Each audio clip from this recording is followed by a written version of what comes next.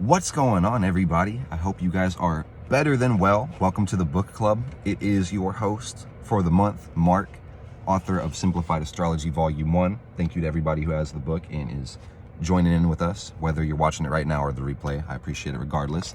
Today we're going to talk about aspects. Aspects are very important in astrology because these tie things together, literally connecting the dots now. It's really cool. So we're going to break down the major aspects, then we're going to talk about the zodiac signs in detail. You can follow along with the tables of correspondence if you would like. I would strongly recommend it. So up until this point, let's refresh. We've covered the astrological chart. We've covered the astrological houses. We've covered the planets. Now we're going to cover the aspects and the signs so we can actually tie all the parts together. And then we'll have a little bit more time for the end of the club, so you guys could let me know if you want anything else before I surprise you with something even cooler. So, aspects, again, this is the glue that ties everything together. We're comparing any two spots in the chart and looking at the angle formed in between to get some information and see what the relationship is. It's so important, guys, and if we don't do aspects, we're not actually doing astrology to its full potential, okay? And it can be said that all planets are an aspect to each other no matter what. Like I said, we'll go over 5 of these right now, but the theory is, it's just math. There's infinite numbers of numbers in between numbers in decimal points, so no matter what the angle is, there's going to be an angle and an aspect formed. But when we look for patterns, we look for the most significant first. So let's start with the major 5, and then you can expand your horizons and go deeper into it. And once you get a level of comfortability or boredom with the major 5, go deeper and go find those in conjunctions and semi-sextiles and sesquiquadrates and deciles and all that, even ones that I don't know about. There's so many more, and like I said, there's going to be more when you're tired of the minor aspects that you could still find that are still important. But let's start from the basics. So I'm going to let you know all of these aspect patterns are going to be neutral. I'm not going to tell you they're good or bad because it's up to you to decide if it's good or bad for you. These can all play out with positive or negative attributes. So we'll start with the most neutral and then work our way to the more exciting ones, okay? So we'll start with a conjunction. Before we even jump into this, let's just have the quick reminder that the zodiac wheel is a circle. I just picked up the first circular thing I could find.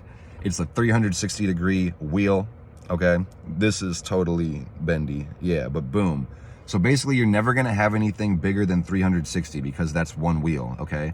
And opposite points on the wheel, like right here where my fingers are, the line between is 180 degrees. So you won't actually see an angle listed over 180 because if you count higher than that, it's just redundant. You could literally just measure the angle a little bit shorter. So yeah, a conjunction is going to be a 0-degree angle. And I'm going to see if I can literally just find a chart in this book.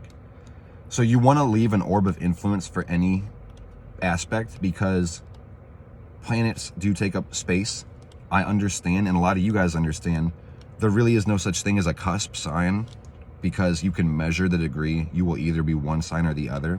That being said, there are pretty big bodies in the planets in the solar system, They're not just a point. They're a mass that has mass, so measure it, The sun and the moon take up about half a degree. So you want to consider the planet's size and you want to consider the fact that it has vibration and energy. And then it doesn't have to be a perfect conjunction to be a conjunction. You want to leave a little variance.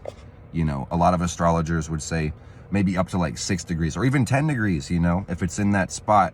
A lot of times, depending on what planet it is, that's adding to it. It's conjunct. It's in the same area, probably in the same sign, and it's adding to the energy. Like I said, for better or for worse, not bad or good. They're just doing the same thing. It could be harmonious. It could be awful. Just depends on what you want, what your life is about, and the people, places, and things you're involved with, okay? That's when 2 things are boom, boom. Let's just say we had like 2 planets in Libra. Boom, conjunction. Next, we have an opposition. An opposition is a 180-degree angle. So this is spots, 2 planets sitting opposite, like the name suggests, okay? And this is kind of like a bridge. It's the Hermetic law of polarity. Opposites are identical, just varying in degree. So whenever you jump across that wheel on either side, you're getting the same thing, slightly different. It's the same measurement on the line. So for better or for worse, it represents something being added because you have opposites. Could be what you need, it could be what you don't need. But, 180 degree, roughly. Next, we'll go into the most feared angle. I get why people fear it. It's the square. It's a 90-degree angle, an equilateral square, the right angle. This is friction. It represents a learning circumstance or situation because, and we'll break this down more as we go into the signs. So this represents two spots that share nothing but modality. So in the case of like Aries, we have a cardinal fire sign, and let's say Cancer, which is where we are right now. So if you're an Aries moon or a Libra moon or a Capricorn moon, you probably don't feel so good today because this is a square, or in one of those, the cap would be opposition. You know what I'm saying? But that's a sharp angle. It literally only relates to the modality. It's different element. It's different duplicity. It's weird. It's an abrupt shift of energy. It goes boom, boom. It's a right angle. But the term fair and square, logic, rationality, right brain, things making sense. So at first it may be a thing that doesn't make sense, but when you take the time to learn and shave off that area like a sculptor with a chisel, you can round it down and make it smooth and make it make sense and not be so much friction. So it's a learning experience. But that being said, regardless of how much friction a square might have, there is something to be learned and gained because it is the same way of doing something, same modality. It could be like cardinal, it could be fixed, it could be mutable, but they're different elements. So they possess something that the other doesn't have. So if you combine them, you actually have more buying power. You're seeing both sides of the coin. It's very cool. So that's the third. Now we have trine. So a trine angle, it makes a triangle with the triangle. The equilateral triangle. It's a 120-degree angle, like the Triforce. You guys have seen a triangle. So basically, the key of the trine angle in the trine is synergy, which means it's worth more than the sum of the parts. It's like we came together and now we're stronger now that we're together. Again, this can be for better or for worse. This is considered a very benefic pattern. So a lot of people don't consider it to be bad in any shape or form. It really can be. Again, it just depends. So like I said, it's synergy, it's synthesis, it's bringing things together in a harmonious way. It's like when you have a trine angle, the planets that are sitting in the chart are going to be in the same element. So they're the same composition. They can blend together very easily. Super harmonious. It's easy. But that being said, there is a detriment to things coming too easy, where you just are so comfortable you don't feel like you need to work. You may let opportunity go by. You may self-sabotage. You may not be paying attention to the right things because things are harmonious. So make sure that you pay attention to all the angles and don't just consider yourself blessed, because if you think you're blessed, you could also be lessed. Check the etymology.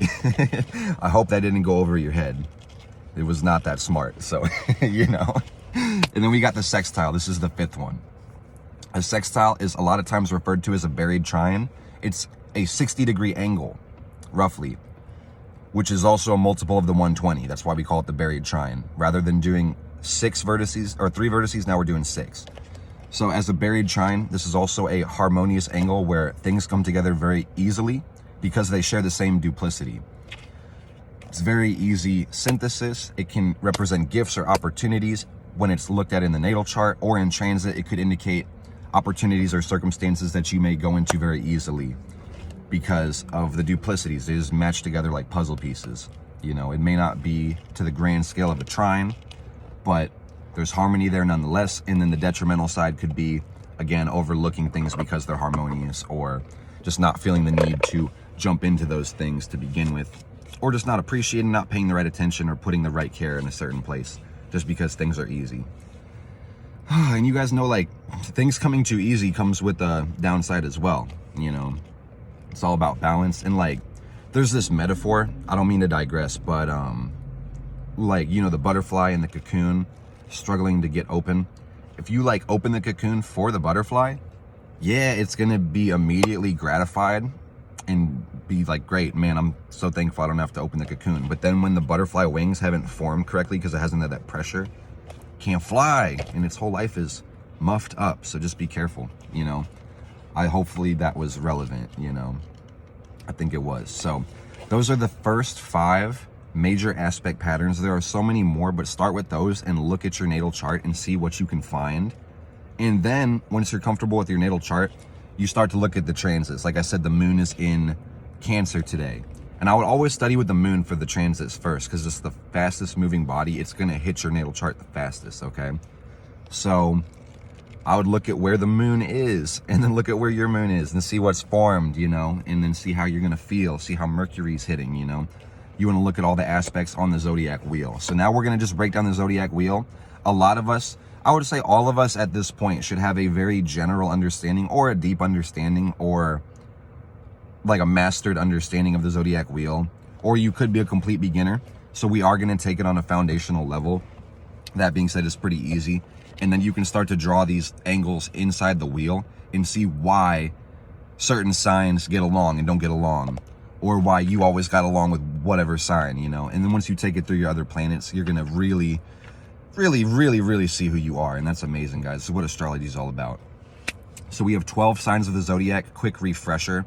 And I want to talk about the houses too, because that was the previous video, but this all falls in. It's all like in sequence. So the sun is in motion somewhere in the universe, but the earth and the whole solar system is revolving around the sun, okay? So our perspective creates the ecliptic line. It's going around the sun. Past the sun, this ecliptic line touches 12 constellations. That's the zodiac belt, 12 patterns of stars. Every year, this is our year, okay? And the new year just started on March 20th. So happy New Year, guys. The happy astronomical New Year, Astara, the Sabbath, the equinox. Get excited, y'all. It really is the new year, and it feels like spring. It's amazing. So spring, the ecliptic starts on the equinox, touching the constellation of Aries. And there are about 5 ways we can classify all these signs, and we've come up with a lot of it already, okay? So there's element, modality, duplicity, planetary rulership, and corresponding house. And we'll get the house out of the way just so we can only do 4 of these things. We can circle back and start just putting things on top of where we already left them. So the houses, again, these are the spots around the earth. They represent the archetypes of life that everyone shares consistently. We'll touch on them really quickly. These are the 12 spots that your chart is divided into. The left going bottom starts with the first. Right above would be the 12th, starts under. So yeah, first house is going to be ego, individuality, appearance. Second house is resources, money, earning potential. Third house is immediate environment, travel, and communication. Environment, if I didn't say that. Fourth house is home life, domestic life, private life, security, foundation, roots. Fifth house is creativity, brain children, physical children, social status, social circle, the things you enjoy and indulge in that bring you pleasure. Sixth house is skill set, job, things you get good at, how you serve yourself and others. Seventh house is relationship. And again, this is where the polarity kicks in. So first house, ego and appearance, relationship and other people. Shared resources opposite the second. You've got higher travel in the ninth, higher wisdom, education, experience, culture. 10th house is the business and social status of the career. It's the top of the sky, the sun at noon, your boldest and brightest, what you're known for, your business, your calling, what you feel like you should be doing, what you want to be remembered for. 11th house is going to be the associations, the dreams, the goals, the wishes, the collective identity, your individuality within the collective. 12th house is going to be the spiritual and mental health, the psychology, karma, self-undoing, self-sabotage, beliefs, the mentality as well, and secret enemies too. So it's a very deep house. So those are the 12 houses. We're going to follow in sequence, starting from 1 going to 12. So Aries will embody a lot of characteristics of the first house, Taurus with the second, Pisces with the 12th, etc. and so on. But please understand, before we get into this, the houses are not the signs. They are separate elements, but there is correspondence, and it doesn't lie. So we always want to understand correspondence, because it's going to expedite our learning process, okay? So Aries is the ram. It's the cardinal fire. It is I am, okay?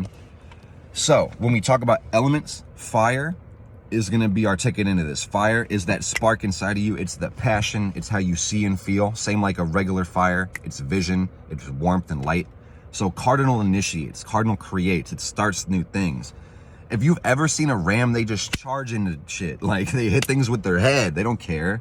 Like, they don't care, dude. They will hit, like, they'll headbutt whatever, you know? That's the Aries energy, is acting on impulse, acting on vision, acting on fire, acting on creativity, willpower, starting something and initiating it. And it's the masculine energy. That's the duplicity. So it's, boom, it's that spark. It's pushing out fire, and in an initiative way, in a cardinal way, in an ambitious way, okay?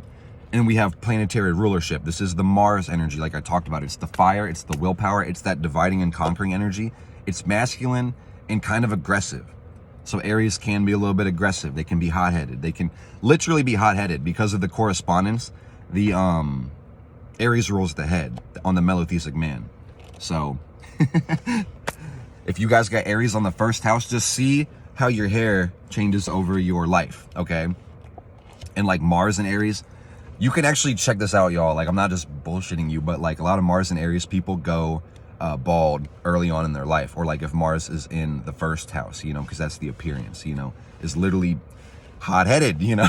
So boom, that's Aries in the first house. So it's that ego and that personality, the individuality energy. Second sign is Taurus. Taurus is fixed earth, feminine energy, Venus, okay? So earth is practical matters, stability, it's logic, it's reason, things that make sense, that pertain to the five senses that you can check and correspond with the logical left brain, okay? Fixated is the second modality. It means fixed, not moving, stubborn, stuck, rigid, for better or for worse. It just likes to maintain its spot, okay? Likes to be comfortable in what makes sense. Comfortable, fixed, in what makes sense in earth. Whether it makes dollars like it makes sense or it just sounds like a good idea. Taurus is about the practicality. And when I'm talking about these signs, if you want to put your imagination on yourself or someone else that you know of this sun sign, you'll understand why they are this sun sign, because the sun is the conscious awareness. So a lot of times, if you are this sun, the sign I'm talking about, you fall into this energy. You see the world like this because that's the sun, the conscious awareness. It's the driving force also. So this is what you end up doing in your life, or these people end up doing that because that's the actions they take. The sun is action as well. So taking action on things that make sense or are practical or make you money, that's Taurus. It's also ruled by Venus, which is, again, the planet of love and beauty and appreciation, value, and drawing things in. So it's a feminine energy on top of Taurus being a feminine energy. It draws in things that are practical or beautiful or are pleasurable to the five senses. So like there is a stereotype that Taurians love to eat. Everybody loves to eat, to be honest, but Taurus loves to do it a lot because it brings pleasure to the senses. You know, they love music, they love art, they love all the things that bring pleasure, you know, and are valuable, nice things, luxurious things, because there's value in it. It's not like I just want money for the sake of having money. They want the freedom that the money brings. They want to enjoy the nice things. They want to have the options, you know. They want to be comfortable. They want to be stable. That's the real ticket to that. Second house, again, possessions. So third is Gemini. This is mutable air, Mercury. And a lot of people consider it neutral, but following the pattern, it's a masculine energy. It puts energy out. So it's pushing ideas out because that's air. Air is idea, it's logic, it's left brain. It's kind of like Earth in the same sense that it's the triangle. So it's left brain. The Earth would also just be like the more materialized. So the air is lighter. So it's communication, rationality, it's ideas. Gemini is probably the most hated sign of the zodiac, and I don't appreciate that. I love Gemini so much. It's the dual sign. It's the first dual sign. It's the twins, you know. Taurus is the bull, if you guys didn't know. So they do have this reputation of being like flippant or like bipolar or all over the place or crazy or just never shutting up, just, you know. But that's how mutable air works, is like mutable is dispelling. So cardinal, fixed, mutable. Initiate, maintain, dispel to get ready for the next cardinal, okay? So it's connected to all the ideas. This is the whole conglomerate of ideas. And a lot of times it just sounds like a bunch of wind, you know? Like, a lot of you Geminis, that mental chatter is like the biggest problem in your life, literally. Like you try to go to sleep and you just can't stop thinking because you're like stuck inside all of these ideas, and it's your job to be mutable and adapt and create and invent something new off of it. Mercury, again, is the thoughts and the ideas, the communication and left brain logic. So it's like trying to make sense out of all this stuff. And a lot of this stuff that flies by may not make sense. It may not even be your idea. It could be from the environment or people, places, and things you're involved with. So it can be kind of, like I said, the third house energy, the people, places, and things you're involved with, your circumstances and surroundings is where you pick up ideas from. So it's like, you probably need a journal if you're a Gemini, like for real, just so you can organize your thoughts. Cancer is the fourth sign. It's the crab, and the moon is in Cancer, and it's moon day. So we're all feeling this energy a lot. It's the realm of the feelings. Cancer is cardinal water ruled by the moon. It's a feminine energy. So cardinal initiates. Water is emotion, it's vibration, it's feeling. You know, water holds a charge. You can literally talk to water and change the molecular structure. So it initiates new ways to feel or deal with the feelings. And it's a feminine energy, so it's pulling in these feelings all the time. It's very centered on its emotions. Cancer has the reputation of being a crybaby. For real, any water sign does. And fire signs too. Fire signs are so focused on their emotion and passion, they cry a little bit more than water signs, in my opinion, to be honest. But they consider it the crybaby sign because it's very centered on emotions. And crying is a really good way to just process any emotion. It doesn't have to be like, I'm sad, so I'm crying. You can cry tears of joy or grief or happiness or stress or whatever, you know, any type of emotion. And that's a way to regulate. So same way that the moon has its tides and it changes cycles and its seasons, Cancer, being ruled by the moon, operates largely on the emotions. Again, it's cardinal water. A lot of times it'll just be focused on the emotions, and their mood might change just as fast as the moon does, you know, and they may be inconsistent. I'm seeing we're creeping up on 22 minutes, y'all. So we're going to get the info out there. It may be another 30-minute video, like I said. So they're apt to change. They may come at you sideways, quite literally, just because their emotion hit different. And they want you to feel how they're feeling. That's that cardinal water creating a feeling. They might piss you off and make you upset. And then as soon as you pay attention to how they were feeling, they might not even feel that way because they just wanted you to feel it so they could feel better about it. You know what I'm saying? It goes really deep, y'all. That's just the sun. Cardinal, water, feminine, moon. Fourth house, the home life, the security, the domestic life. You guys notice Cancers have like a very maternal love. They are very sweet, very nurturing, very like family oriented. And again, this doesn't mean everybody. You have choices in your life, so you may follow exactly what I'm saying. You may be different, but again, this is just sun sign, so there's way more to it. That's why you need the chart. Leo is the fifth sign of the zodiac. It's the lion, it's the fixed fire, it's the sun in the fifth house. So fire, again, is how you see and feel the world, your passions, your ambitions, your drive, that spark inside. Fixation is fixating. Fixed doesn't move, it stays stubborn and rigid, and it maintains because it wants to will something into existence. Leo is the I will. The sun needs to be seen and felt. Again, it literally gives us life. So being the center of the solar system, Leos are inherently self-centered. I will tell you first and foremost, you better believe Leos are self-centered. If they're not, they are lying to you. If they say they don't want attention, they're lying to you. And this can be for good or bad things. So Leos are very, very perceptive of the way they impact people because they're always focused on themselves in one way, shape, or form. And there is such thing as a selfless level of selfishness. You can't pour from an empty cup and you can't give what you don't have. So it's okay to take care of yourself in a roundabout way. The better you do for you, the more you have for others.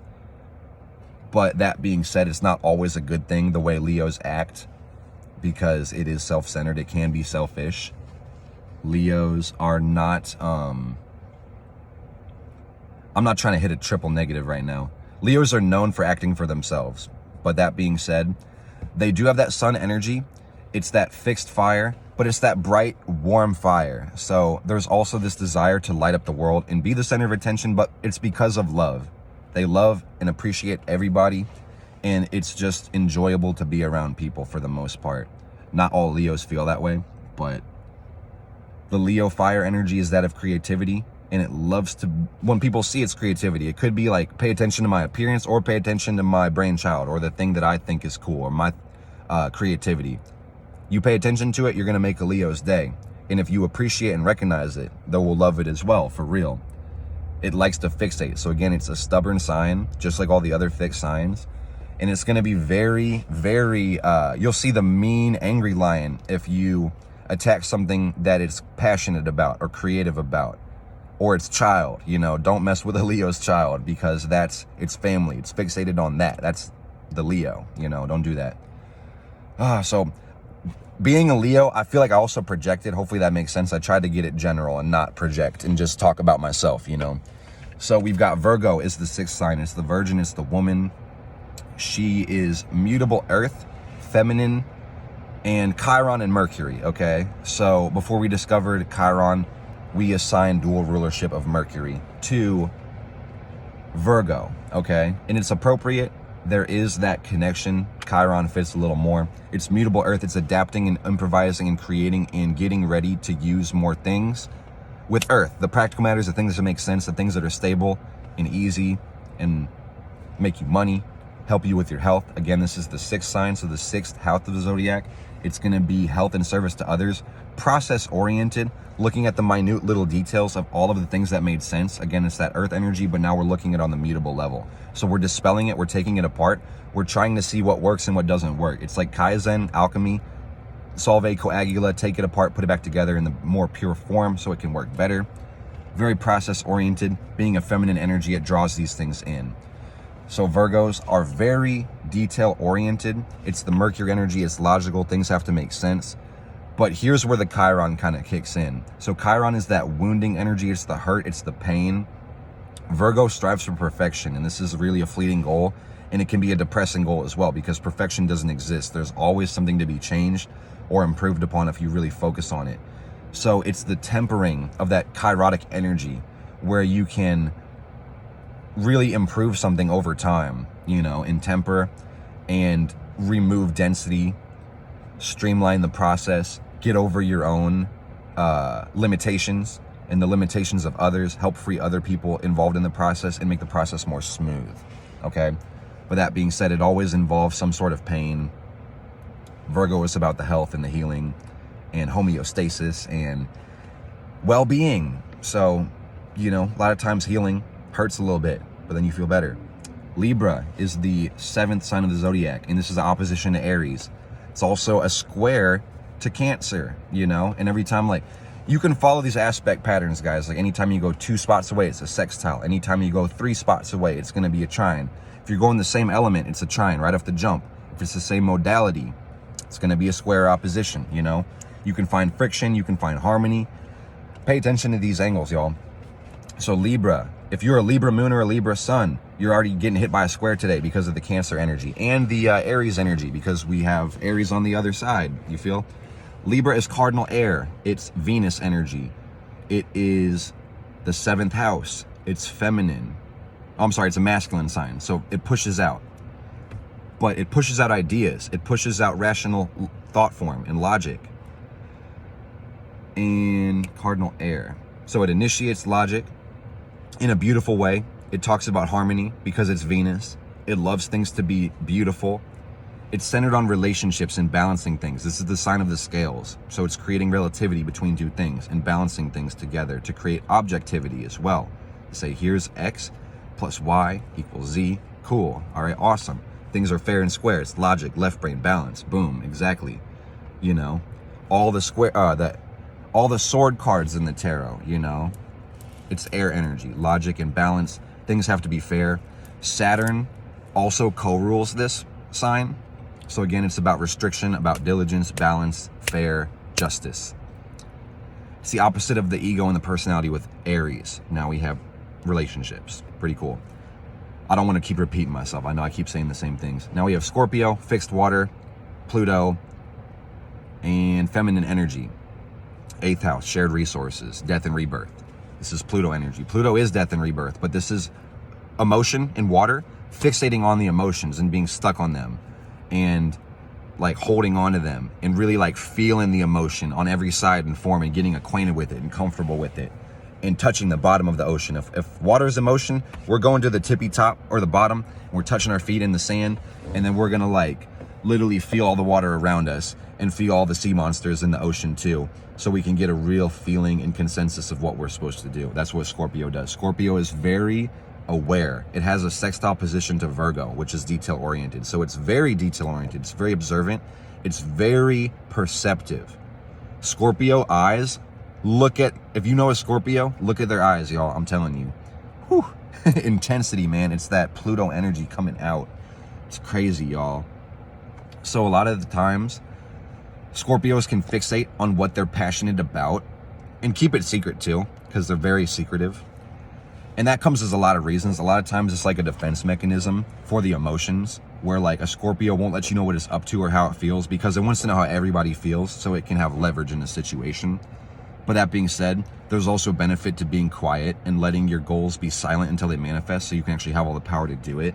They will manifest damn near anything they want because they fixated on it emotionally. Not to mention, on the correspondence level, this is the sexual organ. So there's this primal intensity in this Pluto and Mars energy, in this like fire about everything they want. You know what I'm saying? They're deeply, intensely passionate about whatever they want. And that's amazing. It's crazy. And they got this poison stinger, so don't piss them off. You know? You got Sagittarius, which is mutable fire, masculine energy, 9th house. So this is adapting and improvising again with mutable fire, viewpoints, philosophies, visions, creativity, inspiration. Masculine is pushing out, so we're traveling. 9th house is leaving the 3rd house on the other end. Now we're going to a different culture, different environment. We're having an experience. We're getting knowledge. We're getting wisdom. We're going somewhere. And this is like that proud hunter with the bow. It's got to go travel because it understands the journey and its role in the community. It's the visionary. It needs to go explore and expand for the collective, because we're looking at the shared identity, the shared community, in opposed to the immediate environment with the 3rd house. This is the 9th house. It's a higher level. 10th house, Capricorn, 10th sign, cardinal earth, feminine, Saturn, okay? So initiating and creating, cardinal, new ways of being practical, stable, making money, making sense of things, gaining more career or better structure. This is that earth energy. And then we have Saturn, in a way that's balanced and makes sense, is disciplined and is determined. So Saturn is restriction. It's things that can't be changed, boundaries. So it's understanding how to operate within the bounds. Capricorns are one of the most realistic signs of the zodiac. Same with all the earth signs, but they understand their limitations. They understand their status because this is the 10th house, the optimized potential, their goal. They see the goal and they make steps to get that goal, because they understand the logic in the left brain earth things to do. So they create things. They have the goal with the 10th house. That feminine energy brings it down inside and they feel a certain way. They think a certain thing. They have a certain step. They're like, boom, I must do this. They initiate it. They create it on that cardinal wave. Earth. Super easy, guys. Pay attention to the Capricorns, or jump in that Capricorn energy if you want to own a business, you know, or just improve your social status. Check it out. 11th house, 11th sign, Aquarius, fixed air, Uranus, masculine. Aquarius is like the opposite of Leo. It is literally 180 degrees away. So we're fixating on our ideas now. We're fixating on communications, the things that we think about, how we talk. Uranus is the weird planet. It's the individual planet. It sits sideways. It's completely unique and different and self-reliant and individualistic. So Aquarius has this innate gift of understanding how they're different. In the most respectful way, they're aliens. They understand no one is like them, you know? But that being said, there's other people that are similar, and there's other people that are nothing like them. So they figure out where they're trying to be. It's 11th house. It's associations, groups, people you share similar values with. They end up with those people because those people make them feel free. They make them feel independent. They make them feel happy. On that Uranus energy, they create change in their life that liberates. And it's supposed to go both ways because teamwork makes the dream work. That's the 11th house. 12th house, mutable water. Pisces, feminine. Neptune, deep, deep, deep water. Man, if Scorpio's touching the bottom of the ocean, Pisces is like in a separate ocean underneath the ocean, and it's just like caught in the water, you know, and it's just going through the currents. It doesn't even know where under the planet it is because it's connected to the whole universe. It's mutability, dispelling, dissolution, but also adaptivity because it's connected to everything. Emotions, water, vibration, feelings. This is the energy of Neptune. First, we got water or feminine energy pulling it in, and then Neptune, also a feminine energy of the spirit, of the higher love, higher emotions, the higher octave of Venus, you know. So we've got very spiritual things down here that may not make sense on a logical level because they're only meant to be felt. It's only a vibration. It's shapeless and formless, you know. It's just an energy. So there's things that don't make sense. A lot of times Neptune is tied to the creativity and the imagination. So sometimes there may be images that come with this. The Pisces sun signs may be gifted with creativity or psychic abilities or dreams. The type where you go to sleep and you literally see something, or you astral project or something like that. It goes super deep, y'all. But that being said, it can be a little bit challenging as a Pisces to make sense out of the things that they see and feel, because not everything in the bottom of the ocean has ever been seen. There's things that we haven't discovered, y'all. It's debatable whether we made it to the moon or not. We can talk about that till the cows come home. But they say we know more about the surface of the moon than we do about the bottom of the ocean. So just let that sink in. Pisces lives down there, you know? So it's dispelled in the water. It's connected to the collective. It's connected to itself. So a lot of times Pisces get overwhelmed with the emotions and feelings of the world. There's a lot going on. And a lot of times it's not even them that's feeling their feelings. They're feeling other people because they're empathic as well. The sun, again, is the conscious awareness. They're living their conscious awareness and driving their force on the emotions of the world and their emotions, the mutable water, the water of everybody. It goes deep. So again, making the Pisces energy make sense, you try to connect with the Virgo side, grab that opposition, create balance between the other end of it. Because once you dive too far in the Neptune energy or the Pisces energy, people do look at you like you're crazy, or they look at you like you've lost it. Or you might actually be in the energy where you lost it. You might be self-deceiving yourself on that 12th house energy, where you're so connected to the spirit and the karma and the past and the emotions that you actually are in a pattern that's harmful. You may be addicted to something. You may be running from yourself. You may be depressed. You may be escaping the present moment. So again, Virgo, jump on the other end. Pay attention to the body. Pay attention to the health. Get out of bed, take a shower, drink some water, take your vitamins, go to the gym. Do the things that you know you need to do. Motivation follows action, not the other way around. So do the actions you need to know. I have the South Node in Pisces. I'm literally coming from that energy. So I know this energy more than like any of the other signs. So if I called a lot of you guys out who are Pisces, just know I go through it too. That's why I'm talking about it. Let's take care of ourselves. Hope you guys learned something. Check the tables of correspondence section in this book. Again, I made this book with a couple goals in mind. One of them was to make it good enough for me to use as my own personal reference. So the planets in the tables of correspondence section is the bee's knees, y'all. This is a really good reference for you guys to actually just get the hang of this and get the jump on it and look at the wheels. It's repetition and memory. You'll get it eventually. Like I said, take it in small doses and take your time with it, because this stuff won't go anywhere. I hope you enjoyed the video. I know it's been a long one. We're pushing 40 minutes rather than 30. Oh my goodness. I appreciate you guys tuning in with me on the book club so much. I have a little bit more coming. The book club is almost over for this month, so there's going to be a new book. Again, I appreciate it, guys. Definitely let me know what you think about the video while I'm working on some more stuff, and I'll be engaging with the group as we go. I so appreciate you guys. Enjoy your Monday in Cancer, and I will see you soon, okay?